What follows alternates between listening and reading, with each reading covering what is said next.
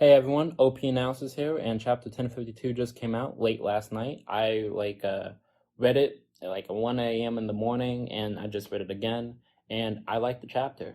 Uh, Wano is definitely coming to an end. It's being wrapped up right now. Kaido is definitely defeated. Big Mom, maybe, maybe not. I'll get into that later. Why I think she's probably not why she's probably not done for the series, I should say. And yeah, let's just kind of like scroll through it. We get like this cover page in which it looks like Caesar might join Germa in their escape from Whole Cake Island. Then we cut to the Gorosei. They're talking about like the emperors are gone, like well, Big Mom and Kaido, and it's like they can't hide it. Timing's bad. Why? We don't exactly know, but we're gonna find out soon. And then they talk about like how since the borders aren't opening, they can't attack, which is just a good way of Otis basically having set that up with Wano already being impenetrable. They can't really get there. So the Straw Hats are basically safe from the Marines right now. And then we see them talking to a CP0 agent, asking if they can still get Robin, to which he's like hesitantly being like, yeah, of course. And it's like E is not confident. And then we also see that someone's hijacking the line, although we have no clue who it is right now. It could be Green Bull, since they're saying they're on the way, but yeah, who knows? And then we kind of go through and we get to Hawkins. Hawkins reveals that the person who was talking about has a 1% chance of living is actually himself.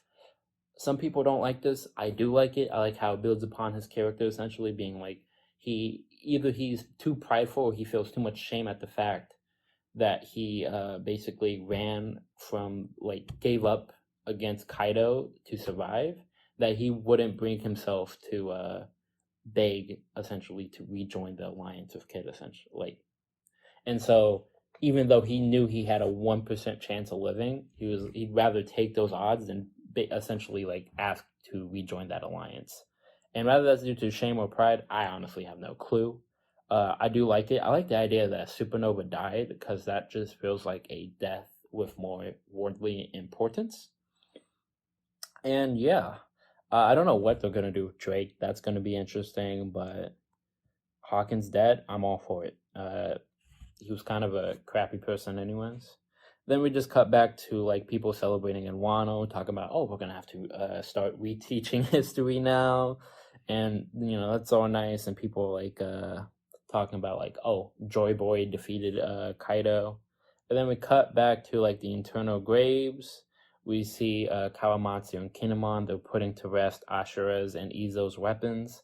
I forget what Ashura was doing, honestly.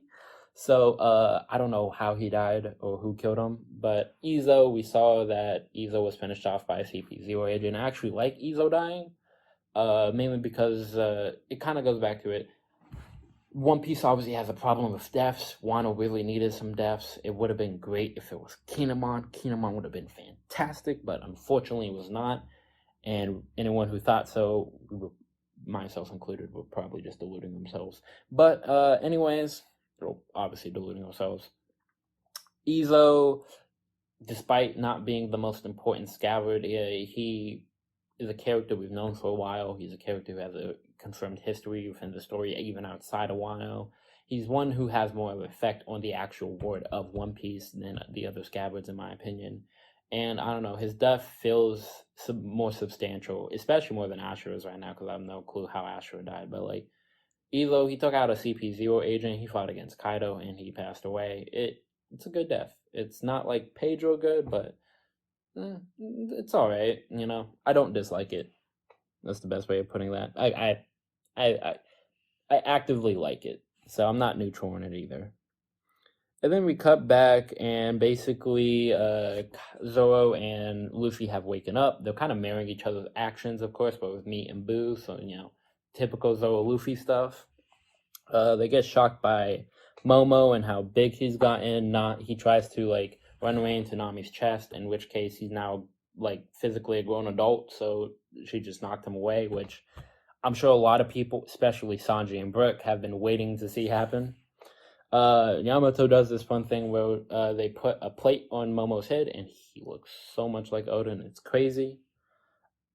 And then we learned that Yamato swore not to eat or bathe until they had recovered, to which they are now doing so, and it leads us to the bath scene that's about to happen.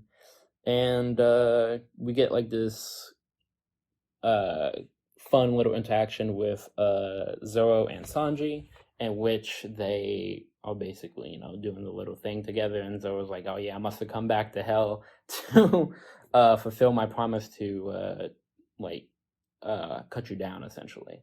Which just a little funny interaction. And then Nami asked Yamato if they wanted to join her to bathe, and which Yamato says there are no mixed bathing. And so I'll get into this, but first I want to say I am very much pro LGBTQ. So seeing Okiku there and being like accepted into the woman's bath, that's like fantastic. I love it. Yamato is confusing. I have no idea what Yamato identifies as. Between all the Twitter drama surrounding it, all the stuff that comes out constantly, whatever. I have no clue. I don't even know if Japan how they necessarily deal with the concepts of gender and stuff, and it's just, yeah, I have no clue. Okiku's fine, Okiku's great, Yamato's confusing. I will say I got into a small argument like early this morning, like 2 a.m. early this morning, with someone, and they were talking about Yamato. On the surface, it seemed like a good point, but not so much, because they were saying essentially Yamato, it's not that Yamato identifies or sees themselves as a man, they still see themselves as a woman, but they wanted to bathe with the men, so they didn't want to bathe with Nami because it's not mixed bathing. But that doesn't really make sense to me, because it's like, okay, if you care about it not being a mixed bath to the point that you won't bathe with Nami because of it, why would you then go to the men's bath if you view yourself as a woman? Because that's, Yamato said there isn't any mixed bathing here, so it's like that's not mixed bathing either. So why care about it in one case but not care about it in the other case, essentially? And so like, yeah, what this means for Yamato's identity, I don't know. I'm leaning more towards Yamato viewing themselves as a guy, which I'm fine with either way. I don't really care. I'm gonna use they them pronouns probably until we get more of a distinct answer though. Anyways, we cut to it. We see a very happy Brooke and Sanji at Yamato joining them in the bath, and a very happy, yeah, I'd say probably happy Momo as well. And we get like a little scene with essentially the girls' bath and Okiku's there and explaining, yeah, it's like I've bathed with the other scabbards before, but it'd be so embarrassing to do that around some other guy that I don't know so well. And then we cut back to like the ports, and we see that Frankie has been working on ships. I'm guessing what he's been working on, like one of them is, okay. Lat's Law submarine, which means the other one's kids ship. So good for them. They probably got upgrades, honestly. And so you just see them all kind of like get like the crew's getting kind of buddy and everything, and yeah, people are kind of relaxing, and Kid and Law are like, maybe not so much yet, because it's like this is a closed country. It doesn't mean information doesn't get out. It just means people don't really get in, and it's like that's a good point. They kind of bring up like how the word probably knows what's happened. Then Apu comes in and was like, yeah, someone leaked the information. We don't know who necessarily. I feel like it could have been Apu, but maybe not. I mean, he is on Wano, so would it be beneficial to him, really? Necessarily, at least. And he basically teases that the bounties are out, which I'm going to make a short video and probably like a short Twitter thing talking about why I think the Straw Hats are going to have certain bounties along with Law and Kid, and maybe I'll add Killer in there too, but we'll see. And the chapter ends on Green Bull coming to Wano. Now, Green Bull coming to Wano is interesting because there's been theories that Green Bull's from Wano, that Green Bull is Zoro's father even. And so that's just going to be an interesting thing to see if any of that is true, what that can mean, who is Green Bull. This is actually his first, like, full introduction it's going to be. So, like, I'm just kind of excited. I'm wondering why he can fly, though. That's interesting to me. Outside of that, I don't know. Seeing as how Wano's coming to a close, I'm going to have to, like, go through and reread it, honestly. Because I don't know about my feelings on a lot of it. You know, there's definitely some stuff that I need to really question, because it's like Luffy versus Kaido, for example. I don't know how I feel about that fight. I don't hate it. I know that, and I don't hate the way it ended. Some people brought up how it doesn't feel as impactful as like Luffy versus Katakuri or Luffy versus Lucci, and I'd have to agree. Those felt a lot more impactful than what just happened. So I'm curious as to whether that's because like I went through Whole Cake Island like all at once, so it's like I know that reading weekly, especially over such a long period of time, is completely different than reading it through like in a day or two. And so I'm just kind of curious as to see if I'm going to feel the same way after I go through and reread Wano. And I'm saving my thoughts on it really until the end of that. And I'm even going to apply that the same way to the fights that we got with like the major characters. With the exception of Nami versus Oti, I don't think I'm going to like that. The other ones, they have problems of range of varying degrees in terms of pacing and how quickly the fight ended, and how I personally kind of feel it should have gone. Like Zoro and Sanji, I feel like they should have gotten a bit more visibly beaten up for us to see it really just like it feel more like a challenge, because it was a challenge. Obviously, they had to get power ups in order to win, but as soon as they got those power ups, they basically just won it like super quickly. Like, I mean, this kind of happened in Eni's lobby, but like Sanji in Eni's lobby had to do 2 shots, which I would have loved if Queen got back up and he had to do it again, or maybe even 3 times in order to like really put Queen to rest. And although King was getting injured throughout the Zoro fight, like as soon as Zoro figured out the King's trick with his body, he won like the next attack. And it's like, I don't know, that felt a bit anticlimactic how quickly that just happened. And then Frankie, Jinbei, and Robin just kind of suffer more so from like how quickly they ended their fights and how easy it seemed to have been for them. And especially the Frankie Sasaki one, that felt like no screen time at all. I don't even know if it got a focus chapter. I'll have to go back and find out, I guess.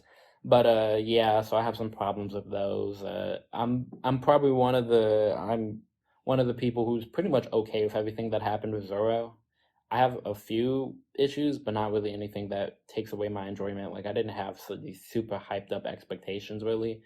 And so like the one that bothers me the most is Nidai Kotetsu, and then after that it's like Enma, because like there's this whole theme with Zoro, Sanji, and Luffy, in which they are given attacks and stuff, or like they are in some way representative of something that is anti the gods, like Luffy being a D, Zoro having Asura, which is a demigod, essentially, I think, in like Buddhism or Hinduism, that opposes and is in like a never-ending war with the devas, which are the gods.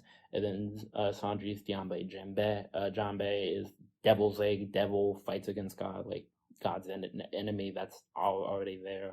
And then Enma, King of Hell, also a motif that's put against God typically. And then also like Infrit, to my knowledge, is a kind of demon, which is also seen as something that God doesn't necessarily like either. So it's like, it kind of always builds on that. And so Enma fills that role pretty well as building on that.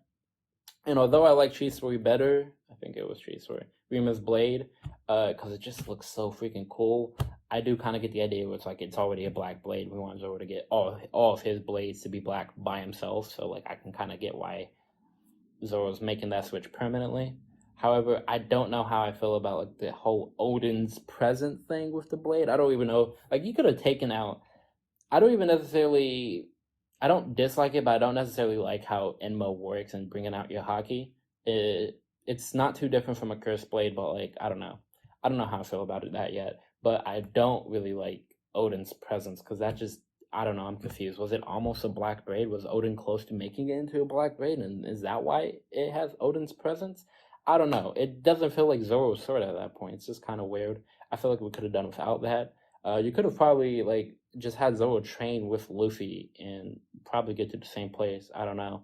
The one positive to the whole Enma bringing out your haki thing is that it's a possible excuse for not only for Zoro awakening his Conqueror's haki, which I don't think he had Conqueror's haki before now. Well, I don't think he had awakened it before now. But not only does it serve as a way of explaining that, although that doesn't necessarily need an explanation, but it also can go into like explaining why Zoro is now able to go from awakening conquerors to coding with conquerors. Like Luffy trained for 2 years, and in that time, he had already awakened conquerors, and he learned how to do it on command, and then he learned how to essentially pick and choose who he wants to affect with it. Zoro hasn't learned that. Can he do that? I really hope not. I mean, I'm fine if it's more like not really like a linear escalation, but like something that branches off from awakening conquerors. That would be fine with me. But I just would definitely prefer if that was kind of touched on a bit. And yeah, and McCamby used to explain that because of how much it takes out of you. Outside of that, though, I don't know. I don't know if Enma was really something that needed to happen, I guess. And so, despite how much I had to say about that, though, it doesn't really bother me that much. It's kind of like whatever. And yeah, I was actually really happy with Zoro throughout this entire arc. I love the fact that he scarred Kaido. It's reminiscent of Odin. I love the fact that he fought King. I mean, so many people like he's not gonna fight King. King's too weak. You all were wrong. I have this whole thing where it's like I think first commanders can actually put up a good fight against Yonko. I don't know about third commanders, but I'd say any second or first commander relative to one another could easily put up a fight against a Yonko. Yeah, essentially, because like we've seen stuff like people even like Jinbei block attack from Yonko. Like he blocked it for a second, then got sent flying, but he was seemingly okay, and then he sent Big Mom flying, and then we saw Queen, albeit it wasn't it was a out of control Big Mom who wasn't in her right stage of mind and thought she was like a 5-year-old, but knocked her out still. And like yeah, that's like so many people put Yamato like above Zoro and stuff, and it's like I don't really see that. Like I mean, could be the case, that Yamato's stronger than King, but could also not be the case. To me, it's not wild for Yamato to essentially go up and fight against Kaido for like a prolonged period of time, especially because like there's not much difference between what Luffy was doing and what Zoro could do. Essentially, Luffy was fighting in his base form with his Conqueror's coding, and he was going 1v1 with Kaido. There was absolutely no reason in my mind as to why Zoro can't really do the same thing. Like, why would he? You can say maybe Future Sight, I guess, maybe Future Sight, but it's like I don't know how fast is Zoro compared to base Luffy. I don't really know because base Luffy has Gear Second, which is faster than him, and then he has Gear 4. And if Zoro's not even as fast as base Luffy, then it's not looking good for Zoro in a speed competition for sure. But assuming that he is, I mean, I don't know if he necessarily would need Future Sight essentially, because he might just be fast enough to kind of take the attacks and be okay, or like dodge them just slightly. And so yeah, I think Zoro could probably fight Kaido similar, like one-on-one, similar to what Luffy was doing prior hand. I don't know if he'd be able to do the same as like Gale 4 Luffy, but I think he could do the same, and I think he could do the same as what Yamato did. And both Zoro's durability and his offensive feats are better than Yamato's. And Yamato has Conqueror's coding from what we know, and so does Zoro. So it's like, yeah, I really just don't see why people keep putting Yamato above Zoro just because Yamato fought against Kaido for so long. But like, yeah, that's whatever.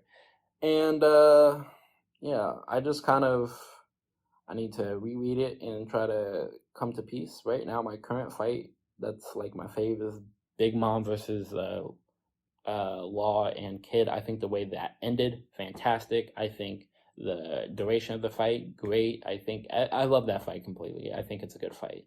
But yeah, outside of that, Wano has been a journey for sure. I'm interested in seeing what my thoughts would be after I reread it. And 1052 is honestly a fantastic chapter.